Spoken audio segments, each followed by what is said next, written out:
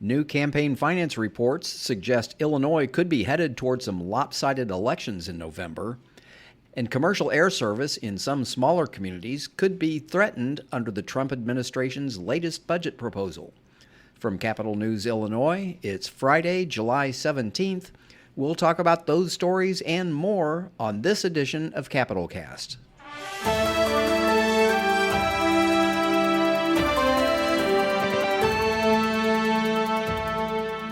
Hello, and welcome to another edition of Capital Cast. I'm Peter Hancock, and I'm joined this week by my colleague Brenden Moore and our editor-in-chief Jerry Nowicki.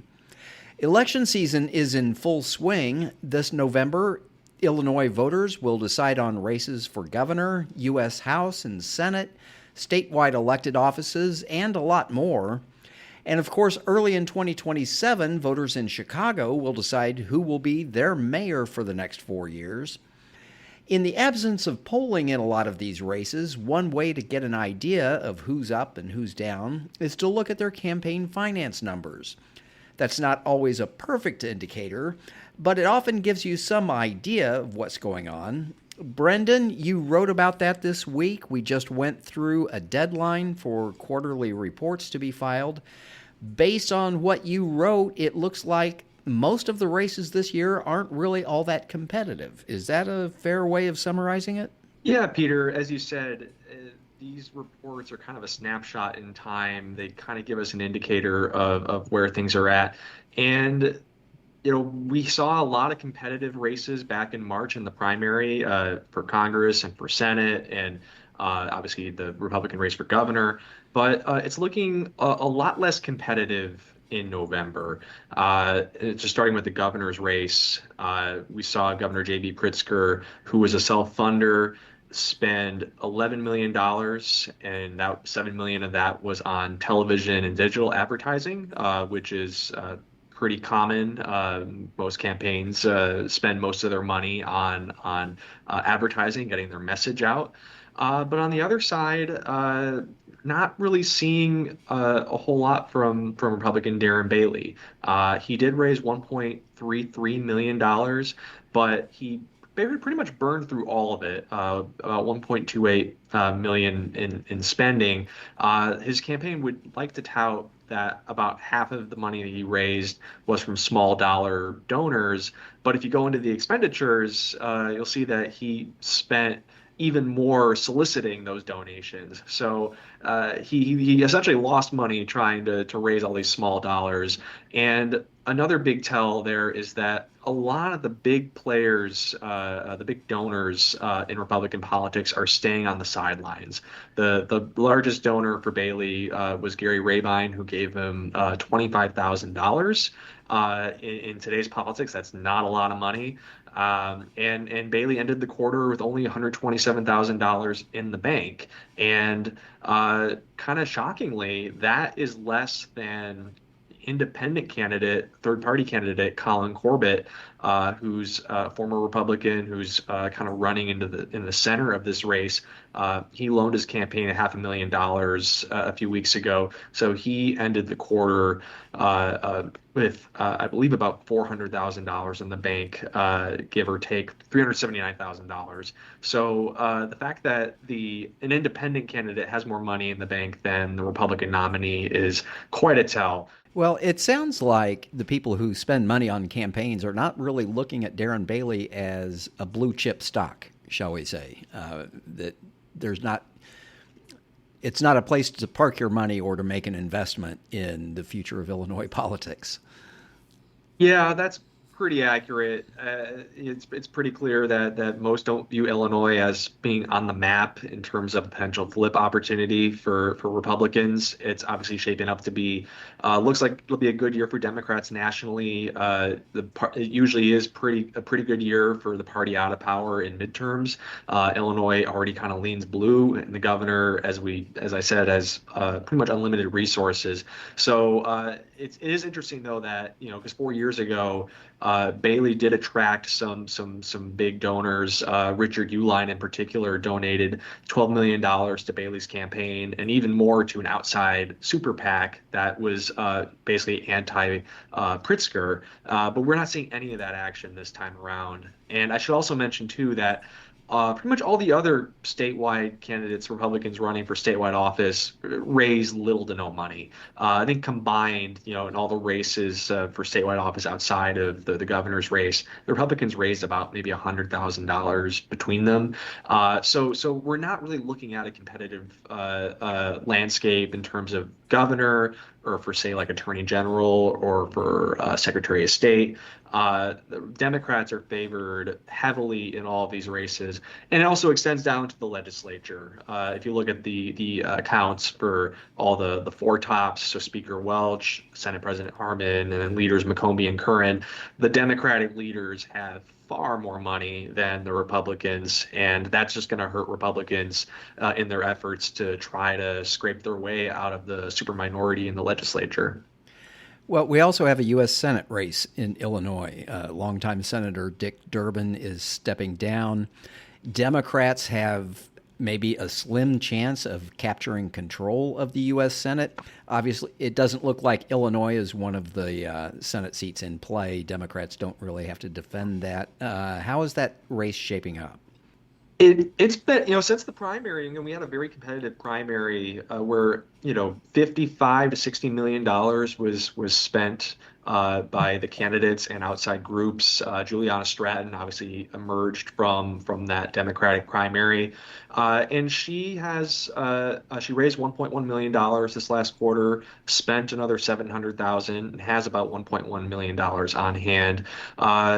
Tracy, though, actually does have more money in the bank right now. He has $1.5 million, but he only raised $130,000 last quarter, and he spent about $160,000. Most of that money was from a loan a personal loan that he made to his campaign when he first got in. So he's not really spending any money. This race is kind of viewed as a safe Democratic hold nationally. Like none of the political handicappers have it on the radar. And it was one of those races where the primary was kind of viewed as the main event. And it's been a pretty sleepy race ever since Stratton and Tracy emerged from their primaries back in March. Let's turn our attention to the Chicago mayor's race then. Mayor Brenden Johnson, his first term will be up. He has not been as impactful of a mayor, let's say, as maybe some of his earlier predecessors. What kind of shape is he in, and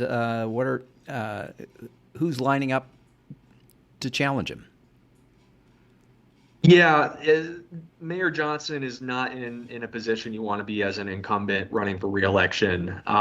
Frankly, he's in a big hole in terms of fundraising. He's never been a big fundraiser, but less than a year out from potentially being on the ballot. Again, he hasn't said whether he's running again or not, but most expect that he will. He raised just $108,000 in the last fundraising quarter, and he has only $630,000 in the bank. That's not going to do it. Whereas if you look at the expected and currently announced candidates for mayor, the big name is Secretary of State Alexi Janulius. So he hasn't announced yet, but he's expected to jump in at some point. He raised $3.6 million last quarter, and that just added to his eye-popping amount on hand, which is a little bit under $22 million. And he raised a lot of that from big donors in the city's business and civic elite, as well as some of the big trade unions who clearly want Mayor Johnson out and are trying to consolidate, and they're consolidating around him. But he's not the only one. So Comptroller Susana Mendoza, who's not running for re-election, has already announced that she is in the race for mayor. So she raised about $140,000 and has about $1.6 million in her account. But you also have a few other candidates that have jumped in, such as lobbyist John Kelly Jr., who has $2 million, Alderman Bill Conway, who has $1.1 million, and you have a few other candidates that are also in the hundreds of thousands of dollars. It is shaping up to be another crowded race for mayor, but in terms of who has the most resources, who's going to be most competitive, Alexi Janulius is kind of sitting in pole position. Okay. Well, one candidate who's on the ballot and is running unopposed this year is State Representative Carol Ammons from Urbana. And that's significant because she and her husband, Champaign County Clerk Aaron Ammons, are both under federal indictment on corruption charges. She also faces an internal House disciplinary proceeding that could eventually result in her ouster. She and her husband made initial appearances in federal court in Urbana on Thursday, and here she is speaking with reporters outside the courthouse. It is my intention to continue to serve the constituents of the 103rd District and the people of Illinois. We have done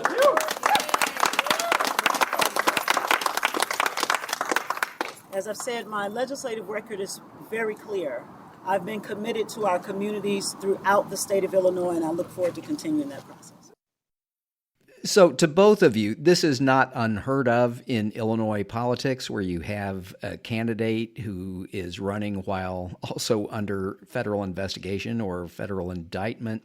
I'm sort of wondering, how forgiving are the voters in situations like this? Does she have anything to worry about? Yeah, so I think a consequence of our heavily gerrymandered legislative maps is that oftentimes members are more at risk of losing in primaries than in general elections. And just based on when this indictment came down, we're already past the primary, and Carol Ammons didn't even have an opponent in that primary, but her district is so Democratic that she's probably going to win re-election, but she's definitely going to win re-election because there's nobody else on the ballot to oppose her. And so really the only opportunity I could see there being, I guess, electoral consequences would be if she's still kind of under this cloud of investigation next time, in the next election, and somebody tries to challenge her in a primary, which could happen. But it is not. Our system is not set up to punish members who are under a federal indictment just based on the districts are drawn to protect them, and that kind of extends to this case here. Jerry, what's kind of the Illinois history on this? Has this happened before? Two instances come to mind here, Peter. One is Democratic lawmaker Derek Smith, who in 2012 was expelled from the House, but later won re-election after he was tried in connection with bribery charges. But after his election, he ended up giving up the seat in 2014 because Smith was convicted of bribery.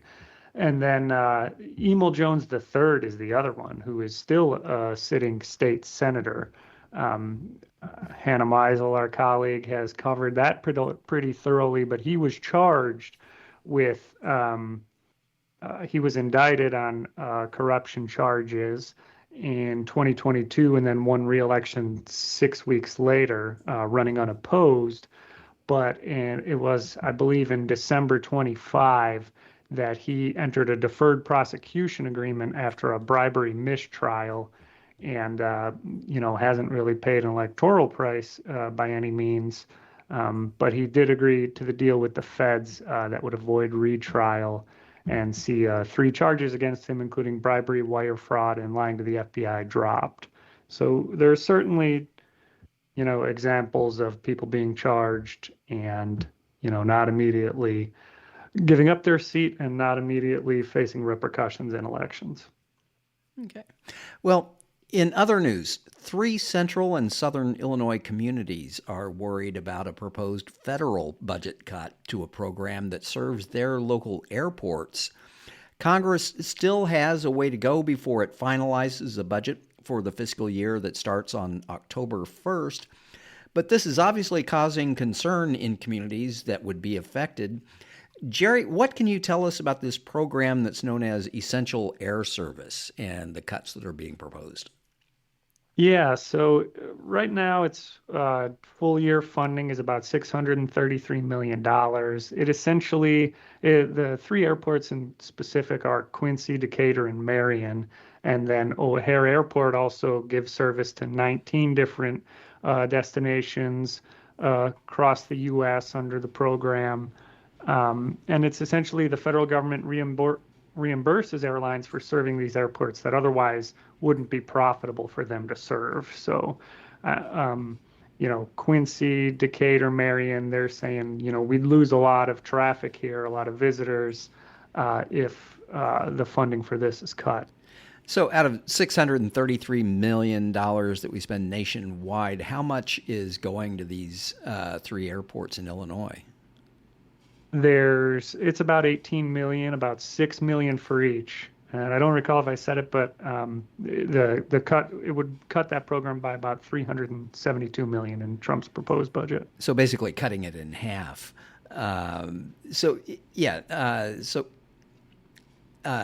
What is it that the Trump administration is looking for here?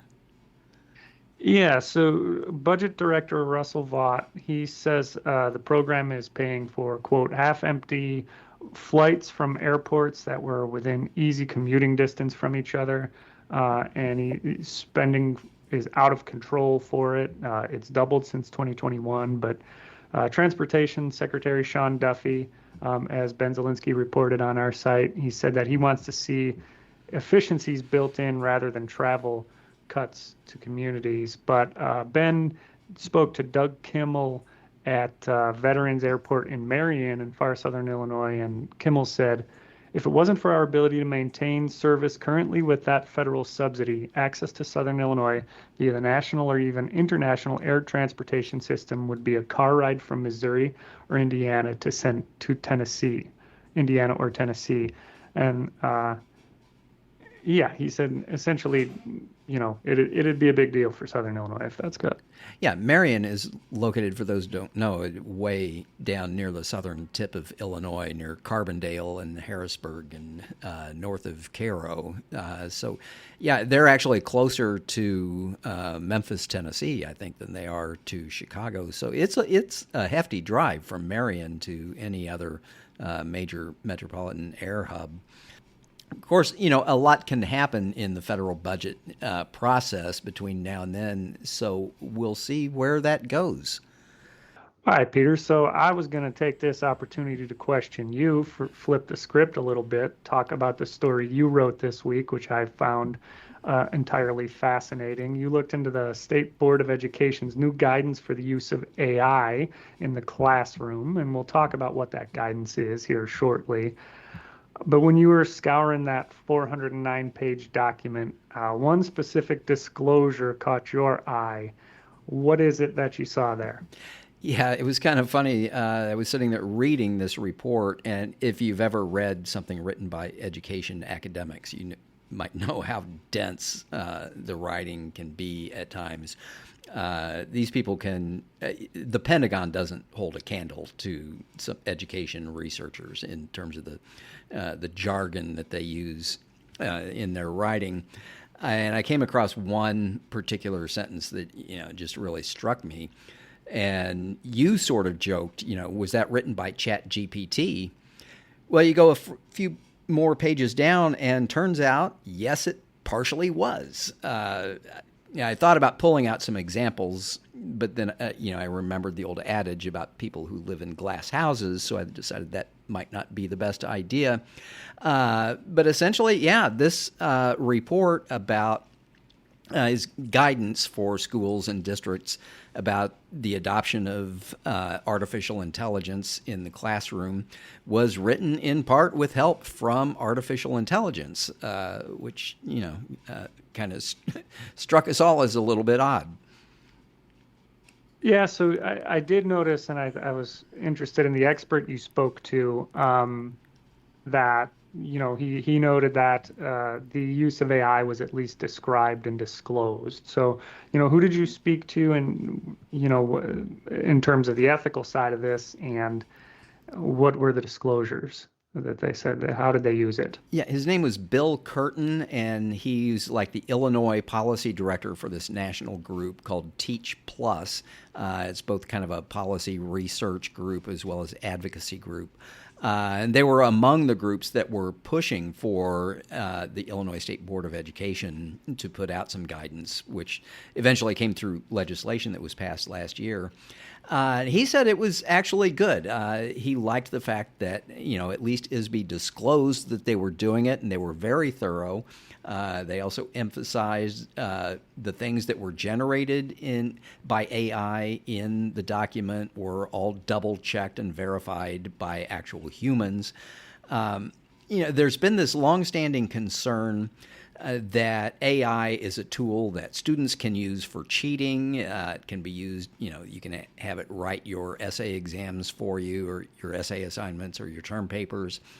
And he said that's really not all that different from when pocket calculators came out in the 1970s, or when personal computers and Google searches became available in the 2000s. He said teachers will figure out how to deal with that. It's not that big of a deal.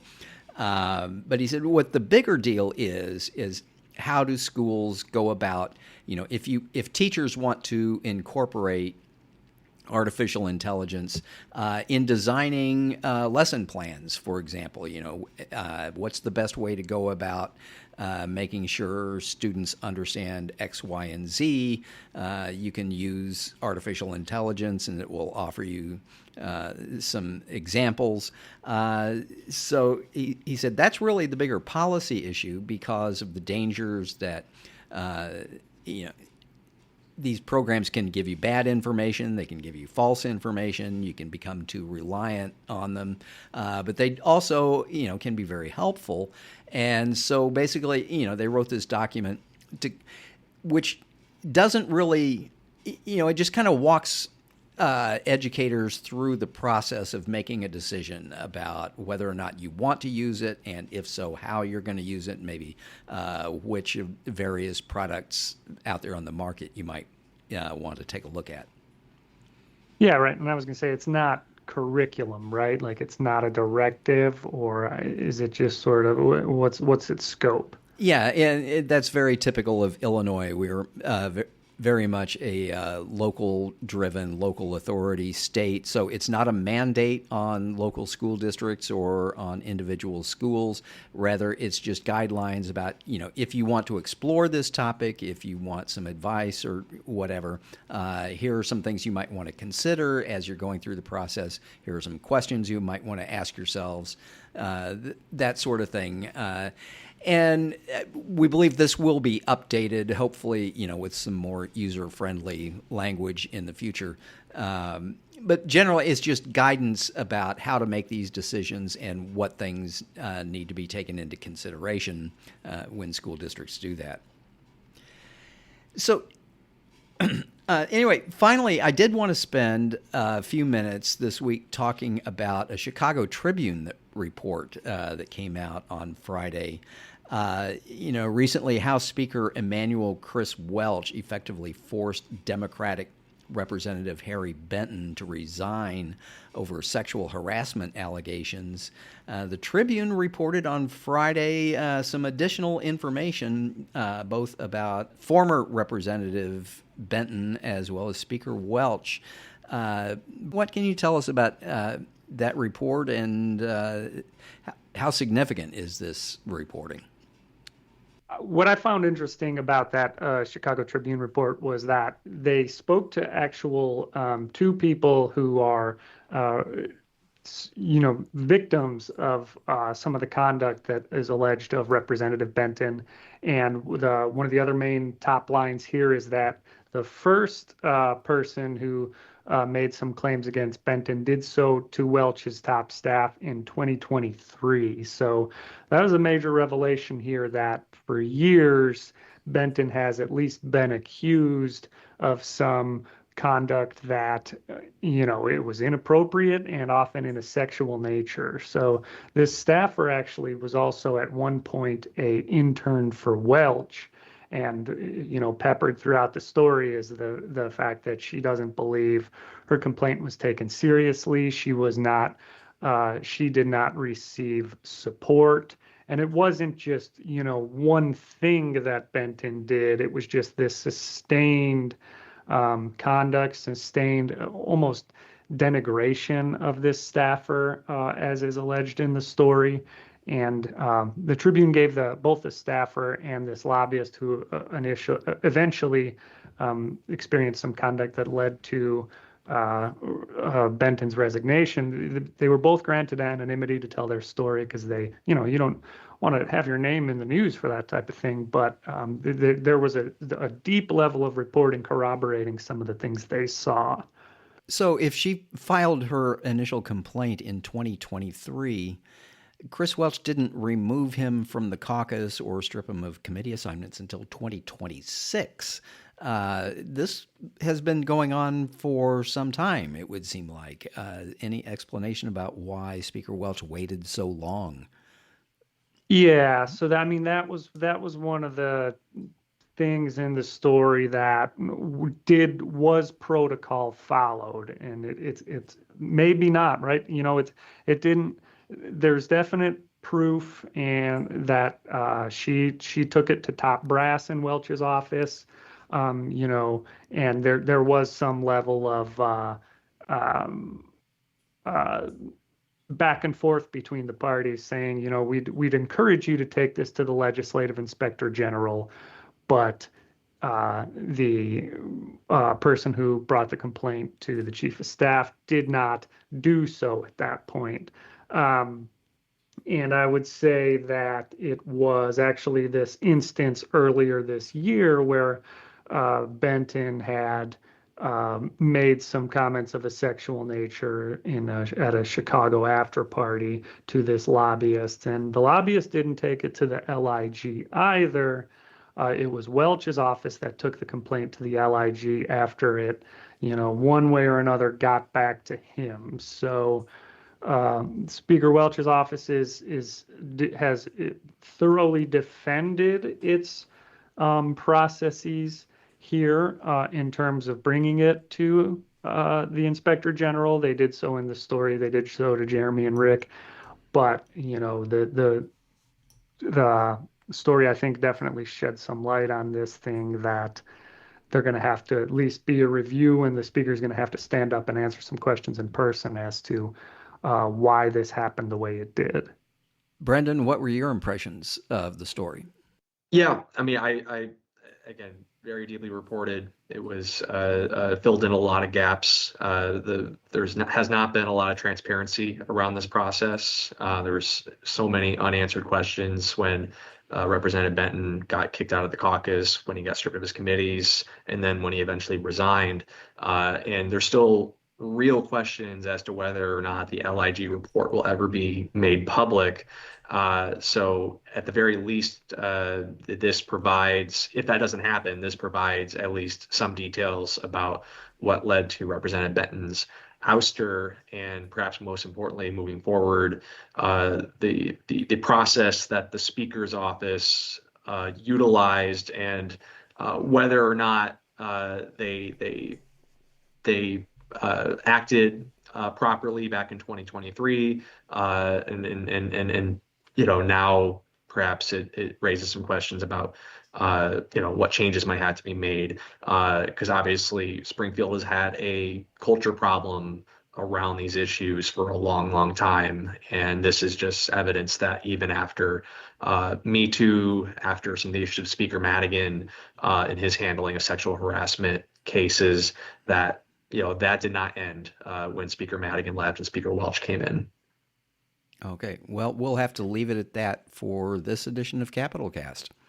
Capital Cast is a production of Capital News Illinois, a public affairs reporting project of the Illinois Press Foundation with funding from the Robert R. McCormick Foundation. I want to thank Brenden Moore and Jerry Nowicki for being here this week. On behalf of the entire Capital News Illinois team, this is Peter Hancock saying thank you for listening.